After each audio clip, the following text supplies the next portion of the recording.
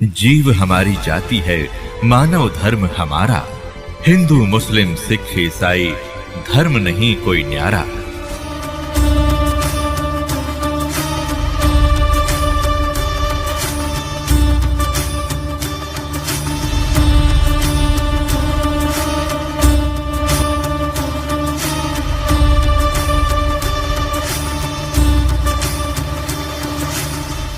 उस लड़की ने अपने पूर्व जन्म की कथा सुनाई।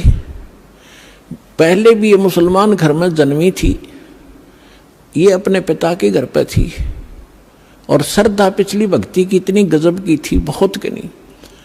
और वहां परमात्मा जब ये लड़की चारा लेने के लिए पशुओं का खेतों में गई हुई थी, वहां भगवान मिले थे कबीर जी जिंदा महात्मा के रूप में। एक कुएं पर बैठे थे, तो वहां लड़की ने भी अपना जो चारा लाकर था उस वृक्ष के नीचे रखा। उस समय विश्राम करने के लिए साधु मिल गए, पीर जी खड़े दिखे तो उनसे प्रणाम किया। परमात्मा ने काफी उसको ज्ञान दिया, बेटा भक्ति करनी चाहिए। वो कहती जी भक्ति करती हूँ, ईद बकरीद मनाते हैं, नमाज करती हूँ, ऐसे करती हूँ। परमात्मा ने सारा ज्ञान समझा, बेटी ये ईद और बकरीद मनाना, मांस खाना ये महापाप है, ये नहीं खाना चाहिए। कोई आपको काट कर खावे कैसा लगे। लड़की स्तब्ध हुई, बच्चे का जल्दी घर करती है ये ज्ञान।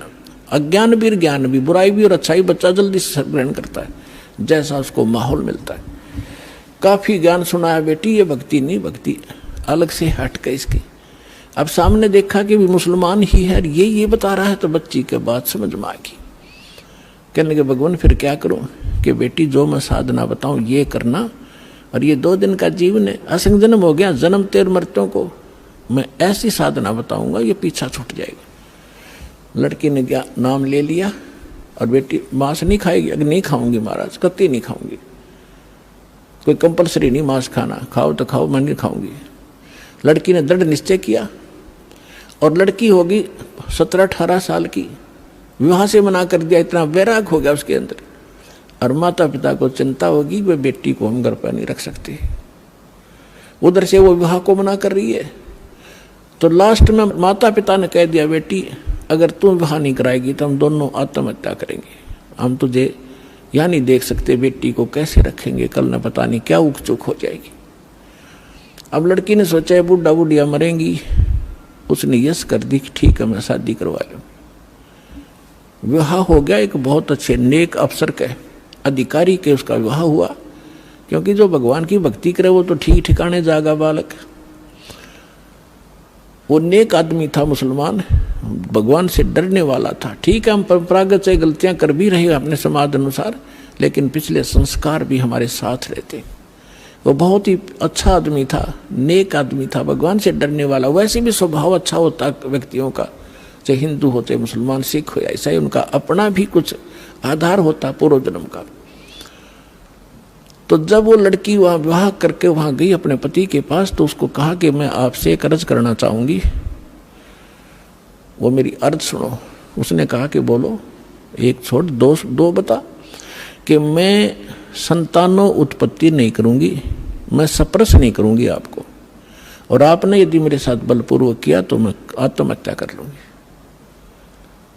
तो उसने कहा, उसका नाम राबिया था, कि राबी आपने निकाह कबूल क्यों किया, मना कर देती। कोई कंपलसरी मुसलमानों में एक ऑप्शन है, लड़की स्वीकृति देगी तो ब्याह होगा, नहीं तो नहीं होगा। तो उसने कहा कि राबिया ने कहा कि मेरी मजबूरी थी इसलिए मैंने स्वीकृति देनी पड़ी। उसके पति ने पूछा कि मजबूरी क्या थी तेरी? कि मैं चाहती हूँ भगवान की भक्ति करना, और मुझे एक संत मिले थे, उन्होंने मुझे एक ज्ञान दिया था, उस आधार पर मैं दृढ़ हूँ, और ये असंग जन्म का झंझट डिपका खत्म कराऊंगी, मैं इसलिए ब्याह नहीं करवाऊँ थी माता पिता से मैं। तो उसने कहा कि अपने माता पिता के सामने मना करना था कि मैंने खूब किया था। उन दोनों ने आत्महत्या करने की ठान ली पक्की, तब मैंने स्वीकृति देनी पड़ेगी। इसलिए कि आगे कोई भगवान मिल गया तो ठीक है, नहीं तो मैं आत्महत्या कर लूंगी, अब मैं ये काम करूंगी नहीं।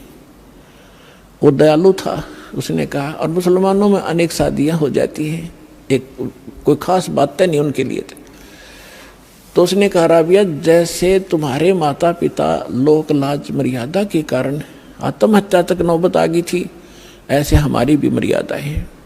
ठीक है, मैं वचन देता हूँ आज के बाद तो मेरी सिस्टर की तरह रहेगी, लेकिन समाज की दृष्टि में तूने मेरी पत्नी की तरह रहना पड़ेगा, और तेरे लिए अलग स्थान बना दूंगा, खूब भक्ति कर, पर मरिए मत, ये पाप मुझे लगेगा, मैं अपना और विवाह करा लूँगा। तो उसने ऐसा ही किया।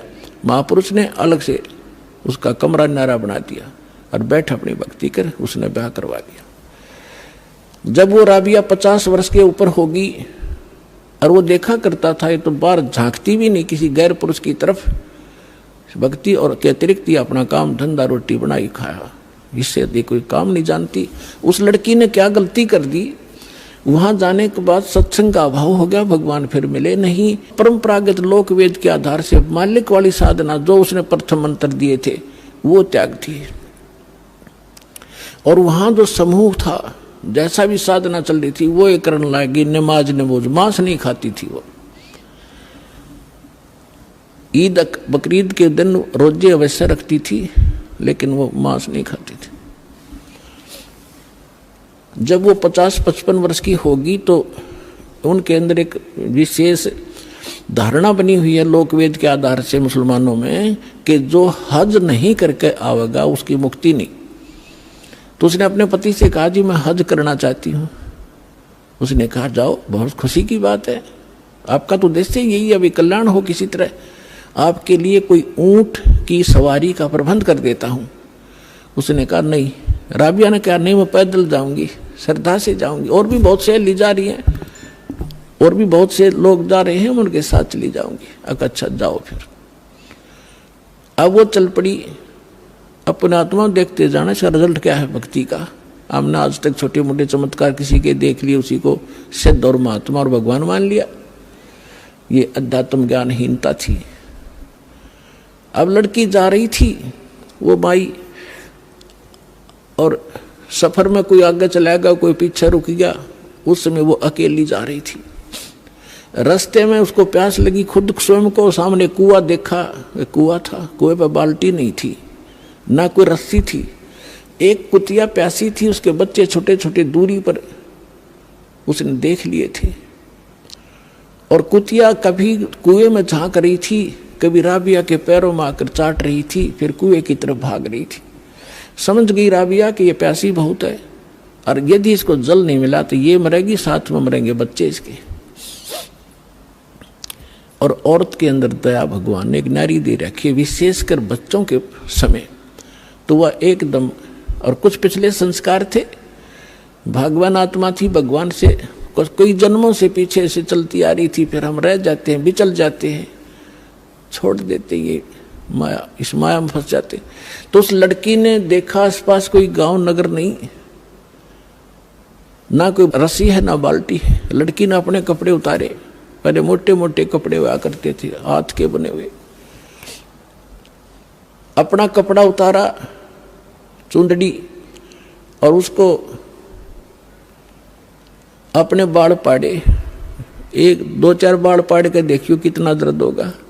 लेकिन उस परमार्थ में उस बेटी ने एक नहीं देखा, फटाफट अपने सारे बाल पाड़ कर रस्सी बनाई, लंबी, बहुत लंबी रस्सी बनानी पड़ी क्योंकि पानी गहरा था। बांध कर उसने अपनी बात कपड़ा और उसके अंदर पानी में भिगोया, और बाहर एक मटका टूटा हुआ पड़ा था, उसका पात्र था आधा, उसमें निचोड़े कुतिया साथ पीवे। वह कुतिया छका दी, अपने बाड़ बूढ़ खून खान निकला था उसको पूछ पाछ के, और चालन की तैयारी करी थी। उधर से वो मक्का, एक स्ट्रक्चर, एक मंदिर न्यों का न्यों उठ गया जहाज की तरह, और उस कुएं के साथ में आकर लग गया, जैसे प्लेटफार्म पर गाड़ी लग जाती है, रेलगाड़ी। अब उसने देखा, उसने जाना ही मक्का में था, उसने सोची तो पहुंच गई मक्का, फट मक्के में प्रवेश किया, फिर वहां से उठा। वहां के लोग दे हैरान है, मक्का गया कहाँ। उस समय एक अब्राहिम अधम नाम, सुल्तान नाम का एक व्यक्ति था, वो अपने पूर्व जन्म में भी संस्कारी था, ऐसे ही भगवान का ही वो पिछला संस्कारी था। और उसने भी उसको भी उस जन्म में परमात्मा कबीर जी मिले थे, जिंदा महात्मा के रूप में उसको भी ज्ञान दे रखा था।